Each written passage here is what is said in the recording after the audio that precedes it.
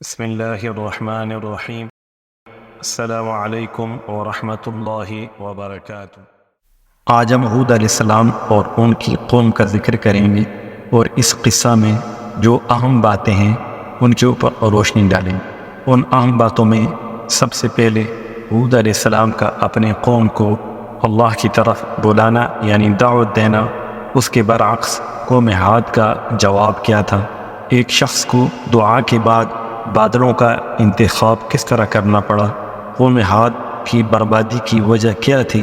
عاد کا وفد جب دعا کے لیے مکہ روانہ ہوا تو ان کے ساتھ بیت اللہ کے اندر کیا پیش آیا؟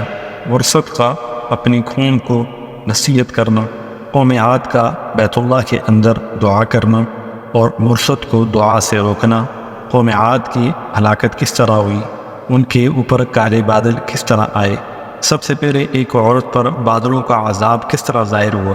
قوم عاد عذاب کے وقت ساحل سمندر پر کیا کر رہی تھی؟ ہود علیہ السلام اور خلیجان کا آپس میں کیا مکالمہ ہوا؟ حضرت ہود علیہ السلام کی عمر کیا تھی اور آخر میں قوم عاد کا انجام کیا ہوا؟ اس سے پہلے اگر آپ نے اس چینل کو سبسکرائب نہیں کیا تو پلیز اس کو سبسکرائب کر دیں اور بیل کا بٹن پریس کر دیں تاکہ اس سلسلے کی جو بھی نئی ویڈیو اپلوڈ ہو وہ سب سے پہلے آپ تک پہنچے۔ تو چلے شروع کرتے ہیں۔ قوم عاد 3 بتوں کی عبادت کرتی تھی۔ ایک کا نام صدا، دوسرے کا نام سمود اور تیسرے کا نام آباد۔ جب یہ قوم اللہ تعالیٰ کی نافرمانی میں اپنی طاقت و قوت کو صرف کرنے لگی، اللہ تعالیٰ نے ان کی طرف اپنے رسول ہود بن عبداللہ بن رباح بن خلود بن عاد بن عوس بن ارم بن سام بن نوح کو مبعوث کیا تاکہ وہ عاد کو اللہ کی وحدانیت اور اس کی عبادت کی طرف بلائیں۔ بعضوں نے ہود علیہ السلام کا نسب اس طرح بیان کیا ہے: ہود بن صالح بن ارفشد بن سام بن نوح۔ یہی لوگ ہود علیہ السلام کا دوسرا نام عابر بھی بیان کرتے ہیں۔ جب ہود علیہ السلام اپنی قوم کو اللہ کی وحدانیت اور اس کی عبادت کی طرف بلانے لگے اور انہیں کہا کہ کمزوروں پر ظلم نہ کریں، تو پوری قوم نے آپ کو جھٹلایا اور تکبرانہ لہجے میں کہنے لگے: ضرور زمین پر ہم سے زیادہ طاقتور کون ہے؟ غرض یہ سرکش لوگ ہود علیہ السلام کی دعوت پر ایمان نہ لائے، صرف چند اشخاص نے آپ کی دعوت پر لبیک کہا۔ اللہ تعالیٰ نے قرآن کریم میں ہود علیہ السلام کی دعوت کا ذکر ان الفاظ میں بیان فرمایا ہے: کیا تم لوگ ہر اونچے مقام پر بلا وجہ اور بلا ضرورت بلند یادگار بناتے ہو اور پختہ مال بناتے ہو؟ شاید تم کو اس دنیا میں ہمیشہ رہنا ہے، اور جب تم کسی کو پکڑتے ہو تو بڑے سخت گیر اور بے رحم ہو کر پکڑتے ہو۔ بس تم اللہ سے ڈرو اور میرا کہنا مانو، اور اس خدا سے ڈرو جس نے تمہاری ان چیزوں سے مدد کی جن کو تم خوب جانتے ہو۔ اس نے تمہارے چوپایوں اور بیٹوں سے باغوں اور چشموں سے کی۔ میں تم کو ایک بڑے دن کے عذاب سے ڈراتا ہوں۔ یہ آیت سورہ شعراء آیت نمبر 128 تا 135 کا ترجمہ ہے۔ یہ دعوت سن کر لوگوں نے ہود علیہ السلام کو جواب دیا جیسے قرآن نے یوں بیان کیا۔ اس کا ترجمہ یہ ہے، یہ سورہ شعراء کی آیت نمبر 136 ہے: تو نصیحت کر یا نہ کر، ہمارے لیے سب برابر ہے۔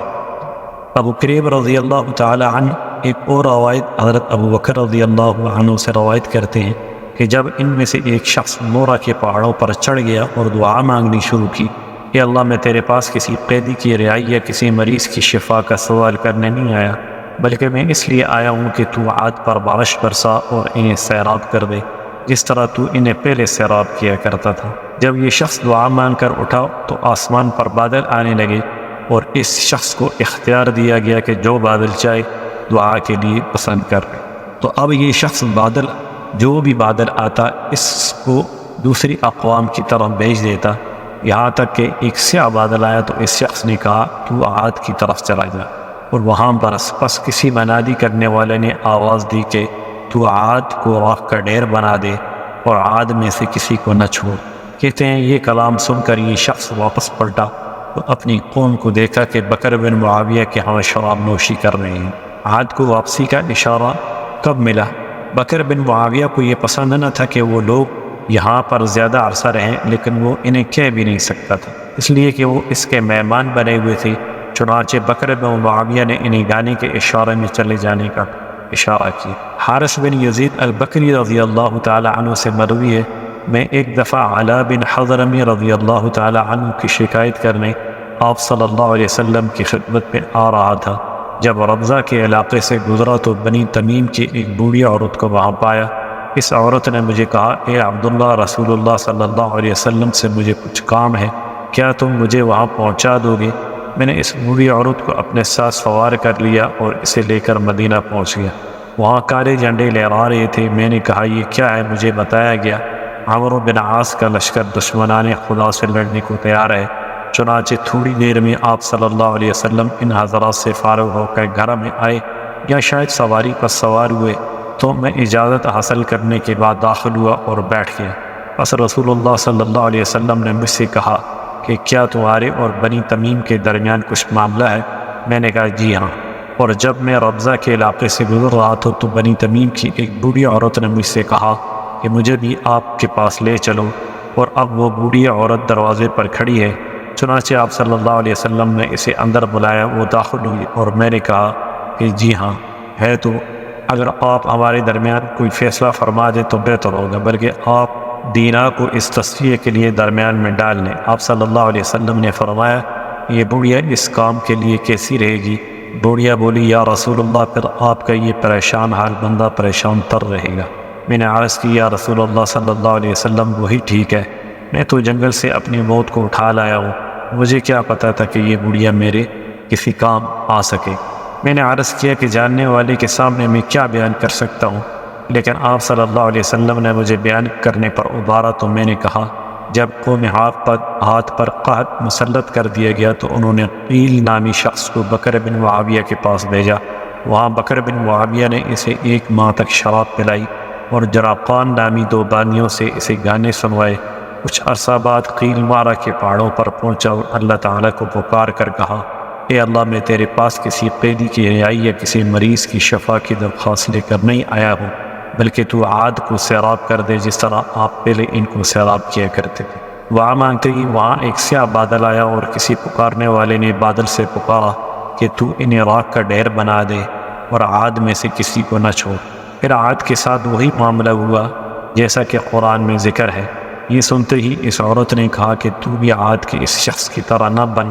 کہتے ہیں کہ عاد پر ہوا کا عذاب بھیجا گیا، اور ہوا کا عذاب بھیجنے کے لیے ہوا کے خزانوں کا صرف اتنی مقدار میں منہ کھولا گیا جتنا کہ انگوٹھی کا حلقہ ہوتا ہے، یعنی صرف اتنی مقدار کے کھلنے پر کھجور سے لمبے قد والے اور انتہائی طاقتور لوگوں کو تنکھی کی طرح بنا دیا، اور خاشاک کی طرح ہوا کے بہاؤ پر اڑنے لگے۔ ابن اسحاق سلمہ سے روایت کرتے ہیں کہ جب عاد پر قحط کو مسلط کیا گیا، انہوں نے 5 افراد کو منتخب کر کے ان میں سے ایک کے ساتھ کچھ لوگوں کو مکہ مکرمہ بھیج دیا تاکہ وہ ان کے لیے بارش کی دعا کریں۔ کچھ 17 افراد کا قافلہ 5 منتخب افراد کے معیت میں مکہ کی جانب روانہ ہوا۔ جب یہ چاروں افراد یعنی قیل بن عطر، لقین بن حزال بن حزیل بن عتیل بن سعد بن عاد، مرثد بن سعد بن عفیر، جیلمہ بن الخبری، معاویہ بن بکر کا خالو، نعمان بن عاد، فلاں بن فلاں، صد بن عاد، یہ سب مکہ مکرمہ میں معاویہ بن بکر کے پاس پہنچے تو اس نے ان کا بہت اکرام کیا۔ معاویہ بن بکر کا مسکن حرم سے باہر تھا۔ یہ تمام لوگ معاویہ بن بکر کے عزیز و اقارب تھے، کیونکہ معاویہ کی بہن عظیمہ بنت بکر کی شادی لقین بن حزل سے ہوئی تھی، جس سے 4 بیٹے عبید بن لقین، عامر بن لقین، عمیر بن لقین پیدا ہوئے۔ یہ سب عاد کی دوسری نسل سے۔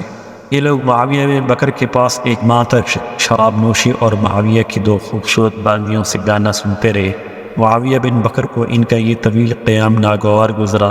بارش کے لیے اور جس مصیبت میں وہ گرفتار تھے اس کے دفع کرنے کے لیے ایک آدمی کو دعا کرنے کے لیے بھیجا تھا، اور یہ لوگ شراب نوشی اور عیاشی میں مست تھے۔ معاویہ بن بکر سوچتا تھا کہ میں ان کے ساتھ کیا معاملہ کروں، یہ میرے مہمان ہیں، صراحت کے ساتھ انہیں منع نہیں کر سکتا تھا۔ ہو سکتا ہے یہ لوگ سوچیں کہ معاویہ بن بکر ہم سے تنگ آ چکا ہے، حالانکہ وہاں عزیز و اقارب ہلاکت کے قریب پہنچ چکے تھے۔ بس معاویہ نے اپنے دونوں بانیوں کے سامنے یہ مسئلہ پیش کیا تو انہوں نے کہا کہ آپ لوگ ان لوگوں کو اشعار کے اندر یہاں سے چلے جانے کا اشارہ دیں، ہو سکتا ہے یہ لوگ سمجھ جائیں اور چلے جائیں۔ حرفت، زمر اور صد فمام کے تمام عاد کے قبائل ہیں اور عبود بھی انہی میں سے ہے۔ پھر انہوں نے معاویہ بن بکر اور اس کے والد بکر کو کہا تم مرثد بن سعد کو یہیں روکے رکھو اور اسے مکہ نہ آنے دینا، اس لیے کہ اس نے حود کی پیروی شروع کر دی ہے۔ جب یہ لوگ مکہ جانے لگے تو مرثد بھی معاویہ کے گھر سے نکل پڑا اور انہیں حرم میں دعا مانگنے سے پہلے یہ آ لیا۔ مرثد کھڑا ہوا اور اللہ تعالیٰ سے دعا مانگنا شروع کی، اے اللہ تو میری حاجت کو پورا کر دے اور مجھے اس وفد کی طرف سے بری کر دے۔ قیل بن عطران کا قائد تھا، اس نے بھی دعا مانگنا شروع کی، اے اللہ حود علیہ السلام سچے ہیں پس تو ہمیں سیراب کر دے۔ اس دعا کے بعد اللہ تعالیٰ نے 3 بادل سفید، سرخ اور سیاہ ان کی طرف بھیجے۔ پھر بادلوں میں سے کسی نے پکارا، اے قیل تو اپنے لیے اور قوم کے لیے اس میں سے پسند کر لے۔ اس نے کہا میں نے کالے بادل کو اختیار کر لیا ہے اس لیے کہ یہ زیادہ پانی والا ہے۔ تو ایک منادی والے نے ندا دی، اے بادل تو عاد کو راک کا ڈھیر بنا دے اور عاد میں سے کسی کو نہ چھوڑ، نہ کسی باپ کو اور نہ کسی باپ کے بیٹے کو، سوائے بنو لزیہ کی۔ بنو لزیہ سے مراد بنو لقیب بن حزال بن عزیل بن حزیلہ بنت بکر ہیں۔ یہ لوگ عاد کے ساتھ نہ رہتے تھے بلکہ مکہ میں اپنے ماموں کے ساتھ رہتے تھے۔ یہ بھی عاد تھے لیکن ان کا تعلق ہلاک ہونے والے عاد سے نہ تھا، اس لیے انہیں محفوظ رکھا گیا۔ اللہ تعالیٰ نے اس کالے بادل کو جسے قیل بن عطر نے منتخب کیا تھا وادی مغیث میں پہنچا دیا۔ در حقیقت اس میں عاد کے لیے دردناک عذاب تھا۔ جب قوم عاد نے اس بادل کو دیکھا تو ایک دوسرے کو بارش کی خوشخبری دینے لگے۔ اسے قرآن نے یوں بیان فرمایا ہے، سورہ احقاف کی آیت نمبر 24 اور 25 میں ہے۔ اس کا ترجمہ یہ ہے، یہ بادل ہے جو ہم کو سیراب کر دے گا، نہیں بلکہ یہ وہ چیز ہے جس کے لیے تم جلدی مچا رہی۔ یہ ہوا کا طوفان ہے جس میں دردناک عذاب چلا آ رہا ہے، اپنے رب یا حکم سے ہر چیز کو تباہ کر ڈالے۔ بعض اہل علم سے مروی ہے، سب سے پہلے اس ہوا کے عذاب کو مبزر نامی عورت نے دیکھا جس کا تعلق عاد سے تھا۔ جب اس پر ظاہر ہوا کہ بادل آ گیا تو اس نے زوردار چیخ ماری اور بے ہوش ہو گئی۔ جب ہوش میں آئی تو لوگوں کے دریافت کرنے پر بتایا کہ میں نے بادل کو فضا میں دیکھا ہے جس میں آگ کے شعلے بھڑک رہے ہیں اور اس کے آگے آگے چند آدمی اس کو ہنکا رہے ہیں۔ بس اللہ تعالیٰ نے مسلسل 8 دن اور 7 راتیں ان پر آندھی مسلط کی، جس سے پوری قوم ہلاک کر دی گئی۔ عاد کا وفد جب مکہ سے نکلا تو معاویہ بن بکر سے ان کی ملاقات ہوئی۔ اسی اثنا میں ایک سوار وہاں پہنچا تو عاد نے اس سے پوچھا کہ تو نے حود اور اس کے ساتھیوں کو کہاں دیکھا؟ اس نے جواب دیا کہ ساحل سمندر پر، لیکن لوگوں نے اس شخص کی بات پر یقین نہ کیا۔ مرثد بن حد، لقمان بن عاد اور قیل بن عطر کو اختیارات دیے گئے کہ تم میں سے ہر شخص جو چاہے اپنے نفس کے لیے پسند کر لے۔ مرثد بن سعد نے کہا، اے اللہ تعالیٰ آپ مجھے نیکی اور سچائی عطا فرمائیں، پس اسے عطا کر دی گئی۔ لقمان بن عاد نے کہا، اے اللہ مجھے لمبی عمر عطا فرما۔ اس سے کہا گیا کہ ایک بکری کی عمر کو پسند کر لے، یا جنگلی بھیڑ کی عمر کو، یا 7 گدھوں کی عمر کو اختیار کر لے، لیکن یاد رکھنا کہ اس کے بعد پھر موت ہو اور اس سے مفر نہیں۔ لقمان بن عاد گدھ کا بچہ اس وقت لیتا جب وہ انڈے سے نکلتا، اور اس میں بھی نر گدھ کا انتخاب کرتا، اس لیے کہ اس کی عمر مادہ کی نسبت لمبی ہوتی۔ جب ایک گدھ بوڑھا ہو کر مر جاتا تو پھر دوسرا بچہ پکڑ لیتا۔ اس طرح اس نے 7 گدھوں کی عمر پائی۔ لقمان بن عاد کی موت کس طرح ہوئی؟ جب تمام گدھ باری باری مرتے چلے گئے تو آخر میں لبد نامی گدھ رہ گیا۔ جب اس کی عمر بھی پوری ہونے لگی تو یہ دوسرے گدھوں کے ساتھ مل کر پہاڑ پر چلا گیا۔ جب لقمان نے اپنے لبد کو نہ پایا تو اس کی تلاش میں پہاڑ پر پہنچ گیا، وہاں دیکھا کہ لبد گدھوں کے درمیان پڑا ہوا ہے۔ لقمان نے اس سے کہا کہ اٹھ، لیکن جب اس نے اٹھنے کا ارادہ کیا تو لڑکھڑا کر گر گیا اور وہیں دونوں کا انتقال ہو گیا۔ خلجان قوم عاد کا سب سے بڑا رئیس اور سردار تھا۔ محمد بن اسحاق سے مروی ہے کہ جب عاد سے ہوا کو روک دیا گیا تو 7 آدمیوں نے کہا جن میں خلجان بھی تھا کہ چلو آؤ دیکھیں قوم کے ساتھ وادی میں کیا معاملہ ہوا ہے۔ وہ لوگ جیسے ہی وادی میں پہنچے تو ہوا نے ایک بار پھر انہیں قابو کر لیا اور خلجان کے سوا سب کو موت کے گھاٹ اتار دیا۔ اب خلجان وہاں سے بھاگا اور پہاڑ پر چڑھ گیا اور اپنے آپ کو ملامت کرنے۔ جب حود علیہ السلام کو خلجان کے زندہ رہنے کا پتہ چلا تو آپ اس کے پاس گئے اور اسے کہا اسلام لے آؤ اور محفوظ رہو گے۔ یہ دعوت سن کر خلجان نے کہا کہ اگر میں اسلام لے آؤں تو تمہارا رب مجھے کیا عطا کرے گا؟ حود علیہ السلام نے فرمایا وہ تمہیں جنت عطا کرے گا۔ خلجان نے کہا اچھا یہ بتاؤ کہ وہ کون لوگ تھے جنہیں میں نے بادلوں میں دیکھا تھا۔ حود علیہ السلام نے کہا کہ وہ اللہ تعالیٰ کے فرشتے تھے۔ خلجان نے کہا اگر میں اسلام لے آؤں تو کیا تمہارا رب مجھے ان سے محفوظ رکھے گا؟ حود علیہ السلام نے فرمایا کہ تو نے کبھی دیکھا کہ بادشاہ نے اپنے سپاہیوں کو کسی سے دور رکھا ہو؟ یہ سن کر خلجان نے کہا اگر یہ بات ہے تو میں اسلام اختیار کرنے سے انکاری ہوں۔ اس کا یہ کہنا تھا کہ زوردار آندھی آئی اور اسے بھی اس کی قوم کے ساتھ ملا دیا۔ ابو جعفر سے مروی ہے کہ تمام قوم ہاتھ کو ہلاک کر دیا گیا، اور جو کوئی اس وقت ہلاکت سے بچ گیا اسے بھی بعد میں ہلاک کر دیا، سوائے حود علیہ السلام اور ان کے پیروکاروں کی۔ بعض روایات سے پتہ چلتا ہے کہ حود علیہ السلام کی کل عمر 150 سال تھی۔ حود علیہ السلام نے اپنے قوم کے لیے بد دعا کی کہ اے اللہ تو ان پر اپنا عذاب بھیج دے۔ اس دعا کے بعد عاد پر خوشگوار ہوا چلائی گئی اور بادلوں کو وادی میں بھیج دیا گیا۔ عاد یہ دیکھ کر خوش ہونے لگے کہ یہ بادل ان پر پانی برسائیں گے، لیکن جب بادل ان کے قریب پہنچ گئے تو انہوں نے دیکھا کہ ہوا اونٹوں اور انسانوں کو لے کر زمین اور آسمان کے گرد چکر لگا رہی ہے۔